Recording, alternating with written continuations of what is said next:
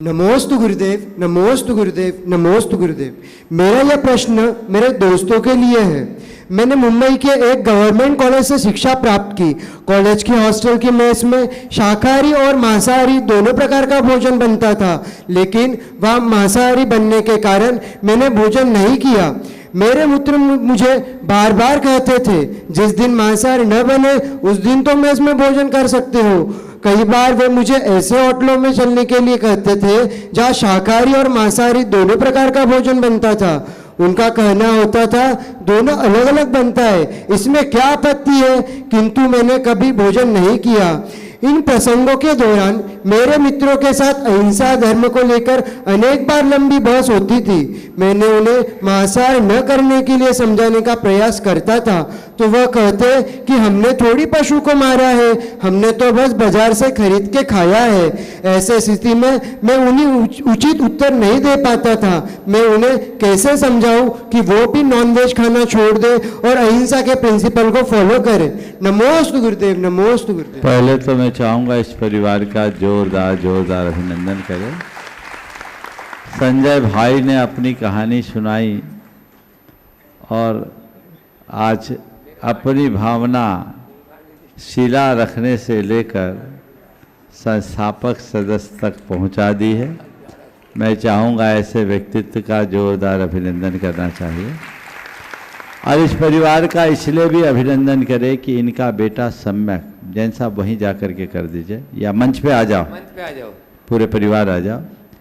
ये जो बेटा सम्यक है, अभी अभी इसकी जॉब लगी और संधान सागर जी महाराज ने मुझे जानकारी दी कि इस बेटे ने अपनी 1 साल की पूरी सैलरी गुणायतन के लिए समर्पित कर दी। यह विद्या प्रमाण गुरुकुलम के लिए गुणायतन को 1 साल की पूरी सैलरी अर्पित कर रहे हैं। संजय सम्यक का करिए। हाँ। और आज उनके पिताजी ट्रस्टी बन रहे हैं। मैं चाहूँगा गुणायतन का, जैन साहब गुणायतन का मेमेंटो दे के स्वागत कर दीजिए इनका। बहुत बहुत अनुकरणीय पहल है। ऐसे युवाओं की ऐसी भावना का ही ऐसा परिणाम निकलता है। तुम्हारे संस्कार बोल रहे हैं कि तुमने पढ़ाई के टाइम में नॉनवेज जहाँ बनता था वहाँ खाने से परहेज किया, भोजन करने से भी परहेज किया। ये परहेज सभी को रखना चाहिए। आप किसी भी संस्थान में भोजन कर रहे हैं, अगर वहाँ वेज नॉन वेज हो रहा है तो आप वहाँ की हिंसा के अनुमोदक बन रहे हैं। अभी हमारे पास, क्या नाम उनका भूल रहा हूँ मैं, गुड़गांव वाले आईपीएस थे ना, भोपाल आए थे जो, क्या नाम था, अर्पित जैन। अर्पित आए आईपीएस अधिकारी, उच्च अधिकारी, पति पत्नी दोनों। उन्होंने एक बहुत अच्छी बात इसी मंच से की थी कि मैं 1 पैसा भी वहाँ खर्च नहीं करना चाहता जहाँ हिंसा होती हो। आप लोग इस बात को समझिए। आप 5 सितारा होटलों में जाते हैं जहाँ मल्टी कॉजन रहता है, वेज नॉन वेज सब बनता है। आप कृत कारित अनुमोदन से सहभागी बन रहे हैं। एक वरिष्ठ अधिकारी जब ऐसा जी सकता है तो आपके लिए कोई बाधा नहीं। तो पहले मजबूत बनो। हम करते नहीं तो करने वालों का साथ भी नहीं दे सकते।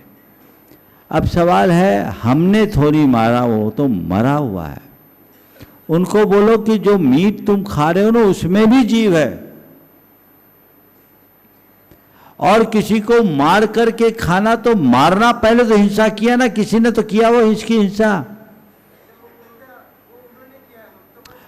तो तुम नहीं खाओगे तो उसको मारेगा कौन? पहला सवाल तो ये। और उस मांस में भी जीव है, उसी जाति के जो सूक्ष्म जीव है, इसलिए उसको खाने में घोर हिंसा है। खाना तो बहुत दूर की बात है, छूने की भी अयोग्य है। और लोगों को केवल धार्मिक भावना की दृष्टि से समझाने की जगह आहार विज्ञान की दृष्टि से समझाओ, ताकि वे शाकाहार की ओर उन्मुख हो। देश विदेश में ऐसा बहुत लोग कर रहे हैं।